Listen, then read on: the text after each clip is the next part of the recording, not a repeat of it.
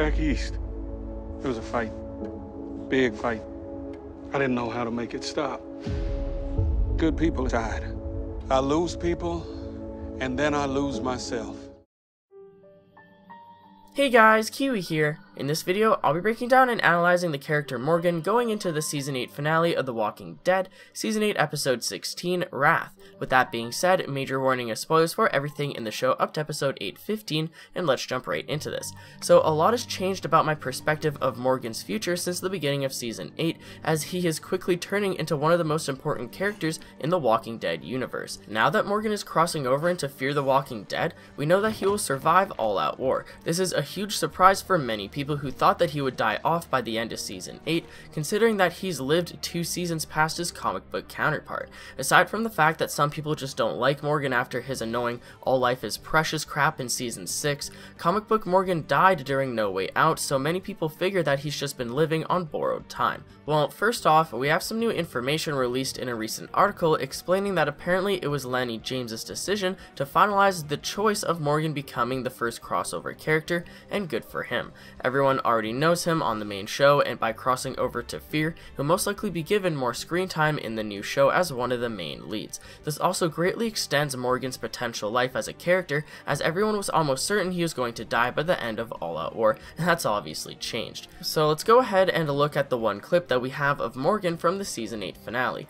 Actually, it's in both promo trailers, and we can see the same clip of Morgan and Rick talking to each other inside the hilltop walls during what I assume is the beginning of the episode before all the action happens. We are worse than we were, and we can't go back.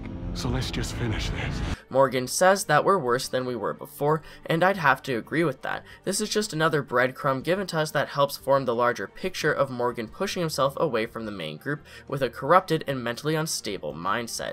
I feel like Rick just got done talking with Sadiq from the opening minute sneak peek for episode 8:16, and he's trying to rub off the same vibes onto Morgan, but it's not working. Rick, now being more open to the thought of listening to Carl's final wishes and ideas, goes to Morgan to discuss what they've done and what they're going to do.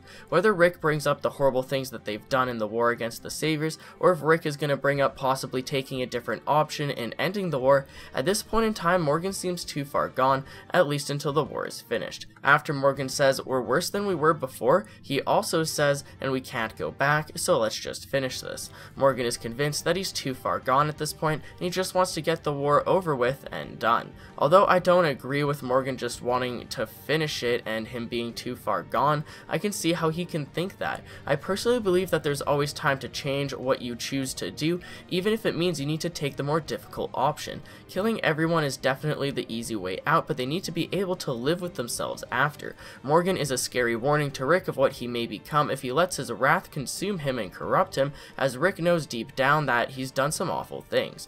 We'll have to see if Morgan can reel himself back into sanity and finally find that balance between killing and not killing, but it may take longer than I thought to accomplish that goal. People like Carol do care about Morgan on the main show, but maybe Morgan will need to meet some new people like Madison Clark in order to set his head straight. Fear the Walking Dead Season 4 takes place after a multi-year time skip, so we'll have to wait and see how different the characters potentially are, along with how they'll affect Morgan. I know Morgan now as a man and as a character kind of inside out, but this is a new experience amongst completely new characters. Morgan has always been at the opposite sides of killing, so it's going to be very difficult for him to grasp the idea of moderation. Morgan has always either been kill everything or don't kill anything, but Morgan needs to find the balance in between both sides and realize when to and not to kill someone.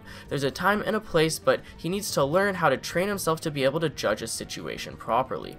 Morgan almost did help redeem that wolf in Season 6 until Carol shot him, so it is possible for Morgan to put the effort into rehabilitating someone. Now, it's not his profession by any means like it was with Eastman, the man who rehabilitated him, but Morgan can still try to do the best that he can. Human life is worth putting in a little effort to maintain it, because it really is messed up how easy it is for people to just kill off their problems in this show and move on. Another piece of the puzzle supporting Morgan's story arc is Henry, Benjamin's younger brother from the Kingdom. Recently, Henry has also been confused about how serious killing someone is, along with the consequences, and the reason why Morgan Morgan treated him so strangely is because Morgan is having issues with this sort of thing himself, so how's he supposed to help Henry when he doesn't even have his own shit figured out?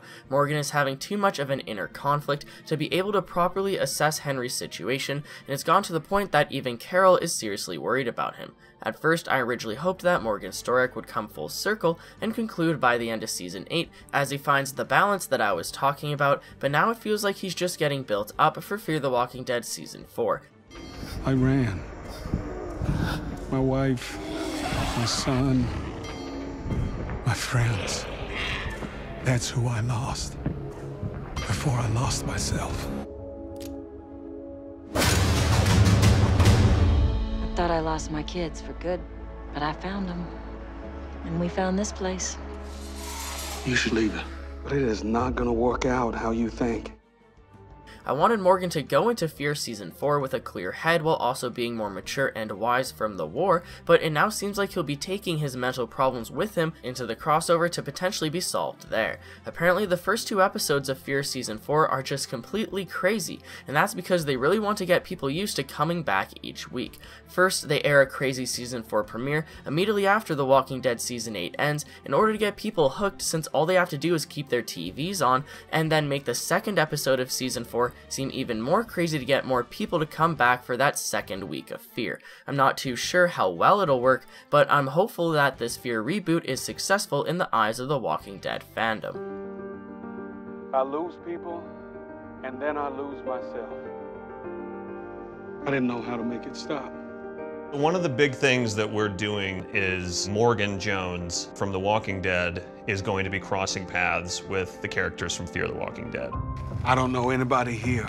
Don't want to know anybody. So how exactly will Morgan be pushed away from the group? I don't think that any one given character or group of characters will tell him to leave and never come back, so I feel like it's definitely a choice that he's making on his own. He'll most likely be haunted by ghostly dead people no matter where he goes, so I don't think that running away from Alexandria will solve that issue.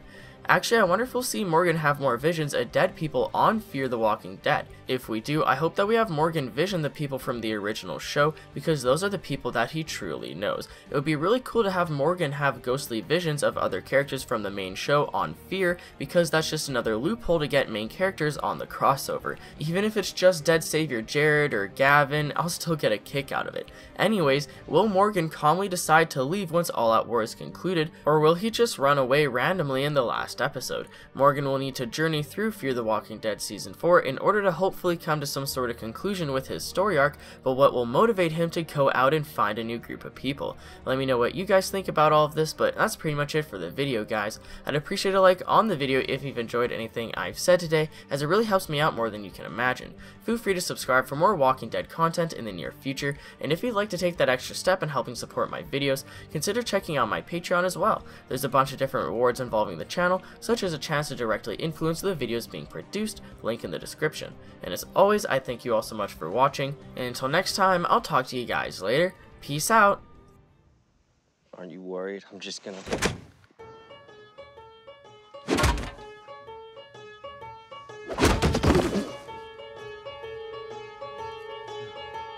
I'm not worried.